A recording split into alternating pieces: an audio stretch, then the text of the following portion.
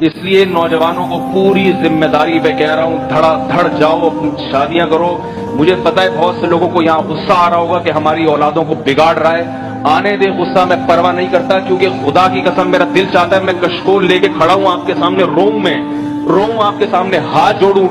شریف خاندانوں کے گھروں میں جو زنا ہو رہا ہے اور جس طرح اولاد زنا کی طرف مائل ہو رہی ہے، اللہ کا واسطہ دے کے کہتا ہوں، اللہ کا واسطہ دے کے کہ اپنی اولاد کو جہنم کی آگ سے بچاؤ تم۔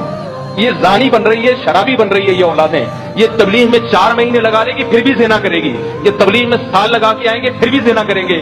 اللہ نے زنا سے بچنے کے لیے تبلیغ کا راستہ نہیں دیا، شادی کا راستہ دیا ہے۔ خانقاہوں میں بیٹھ کے بھی یہ زنا کرے گا، خدا کی قسم زنا کرے گا یہ، کیونکہ اللہ نے زنا سے بچنے کے لیے شادی اور نکاح کا راستہ دیا ہے، خانقاہوں کا، محاسبوں مراقبوں کا راستہ نہیں دیا۔ قرآن میں جہاں بھی زنا سے بچنے کا حکم ہے، آگے شادی کا حکم ہے۔ اس لیے میں کہہ رہا ہوں نوجوانوں سے جو کما رہے ہیں، جو